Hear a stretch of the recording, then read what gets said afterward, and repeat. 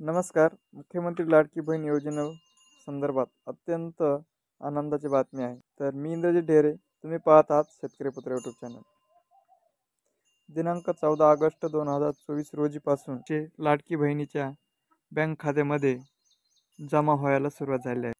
तसेच 14 August, 15 August, 16 August, 17 ऑगस्टपर्यंत उर्वरित राहिलेल्या सर्व लाभार्थ्यांच्या बँक खात्यामध्ये पैसे जमा करण्यात येणार आहेत. काय लाभार्थींना काय प्रॉब्लेम असेल किंवा त्यांच्या बँकला आधार नंबर लिंक नसेल अशांचा थोडाफार प्रॉब्लेम आहे, परंतु ज्यांचं आधार नंबर हे बँकला लिंक आहे अशा लाभार्थ्यांना त्याचा लाभ भेटणार आहे. काही लाभार्थ्यांना अशा प्रकारचे मेसेज येत आहेत. मुख्यमंत्री माझी लाडकी बहीण योजनेअंतर्गत आपला अर्ज प्राप्त झाला आहे, परंतु आपले बँक खाते आपल्या आधारशी संलग्न नाही. आपण तात्काळ बँकेला भेट देऊन आपले खाते आधाराशी संलग्न करावे. जिल्हाधिकारी अहमदनगर. अशा पद्धतीनं ज्या व्यक्तीचे बँक अकाउंट नंबरला आधार नंबर लिंक नाही अशा व्यक्तींना असे मेसेज यायला सुरुवात झाली आहे. अशा व्यक्तींनी लवकरात लवकर आपल्या बँकमध्ये जाऊन आपला आधार नंबर अकाउंट नंबरला लिंक करून घ्यावा. तसंच काही लाभार्थ्यांना प्रश्न पडला आहे की आपल्याला मेसेज पण आलेला नाही आणि मग आपण ह्या योजनेसाठी पात्र ठरतो किंवा नाही ठरतो, ही सर्वसामान्य लाभार्थ्याच्या मनामध्ये समस्या आहे. त्यासाठी तुम्हाला ह्या व्हिडिओच्या माध्यमातून तुमचे कोणत्या बँकमध्ये आपल्याला माहिती आहे की आपले 2-3 बँकमध्ये अकाउंट आहेत, परंतु आपल्याला कोणत्या बँकमध्ये पैसे जमा होतील किंवा नाही होणार किंवा काय प्रॉब्लेम आहे ते आपण पाहणार आहोत. त्याआधी तुम्ही शेतकरी पुत्र यूट्यूब चॅनल सबस्क्राईब केले नसेल तर नक्की सबस्क्राईब करून ठेवा. खालती घंटीचं बटन दिसत आहे त्याच्यावरती क्लिक करायला विसरू नका.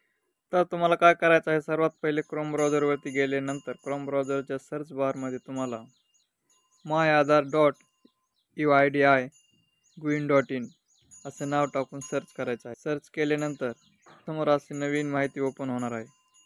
नंतर खाली यायचं आहे, लॉग इन बटनवरती क्लिक करायचं आहे. त्याच्यावरती क्लिक केल्यानंतर तुम्हाला काय करायचं आहे, पण त्याआधी तुमच्या आधारला मोबाईल नंबर लिंक असणं गरजेचं आहे. म्हणजेच तुम्ही तिला कोणतं अकाउंट लिंक आहे हे तुम्ही चेक करू शकता. तर तुम्हाला काय करायचं आहे, ते आधार नंबर टाकून घ्यायचा आहे. अशा पद्धतीने तुम्हाला आधार नंबर टाकून घ्यायचा आहे. आधार नंबर टाकल्यानंतर तुम्हाला जे कॅप्चा आहे ते कॅप्चा इथे टाकून घ्यायचा आहे. कॅप्चा टाकल्यानंतर तुम्हाला लॉग इन विथ OTP वरती क्लिक करून घ्यायचं आहे. आणि OTP वरती क्लिक केल्यानंतर तुम्हाला जे तुमचा आधार नंबरला लिंक मोबाईल नंबर आहे त्याच्यावरती एक OTP येणार आहे. ते OTP इथे टाकून घ्यायचं आहे. आणि OTP टाकल्यानंतर लॉग इन करायचं आहे. लॉग इन बटनवरती क्लिक केल्यानंतर तुमच्या समोर अशी तुमची एक ऑप्शन ओपन होणार आहे.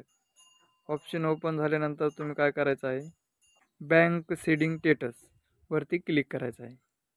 बँक सीडिंग स्टेटसवरती क्लिक केल्यानंतर तुमचा आधार नंबर कोणत्या बँकेला लिंक आहे आणि तुमचे पैसे येणार अनुदान असेल किंवा लाडकी बहीण योजनेचे पैसे असतील ते कोण्या बँकमध्ये जमा होणार आहेत हे तुम्हाला इथं संपूर्ण माहिती दिसत आहे. तुम्ही पाहू शकता त्या व्यक्तीचा इथं आधार नंबर दिसणार आहे. नंतर कोणत्या बँकमध्ये पैसे पडणार आहेत ते पण तुम्हाला बँकेचं नाव दिसणार आहे. आणि बँक सीडिंग स्टेटस इथं ॲक्टिव्ह असणं गरजेचं आहे. ॲक्टिव्ह असेल तर तुम्हाला कुठलीही चिंता करायची गरज नाही, तुम्हाला पैसे पडणार आहेत. तसंच इथं जर अनॲक्टिव्ह असेल तुम्हाला बँकमध्ये जाऊन तुमचा आधार नंबर हे बँकला लिंक करून घ्यावा लागणार आहे. तर अशा पद्धतीने जर तुमचं सगळं व्यवस्थित असेल तर तुम्हाला हप्ता पडायला कुठल्याही प्रकारची अडचण येणार नाही.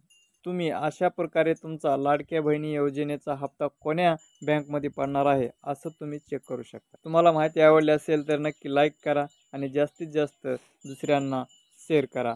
असंच भेटूयात नवीन माहितीसह. तोपर्यंत पाहत राहा शेतकरी पुत्र यूट्यूब चॅनल. धन्यवाद.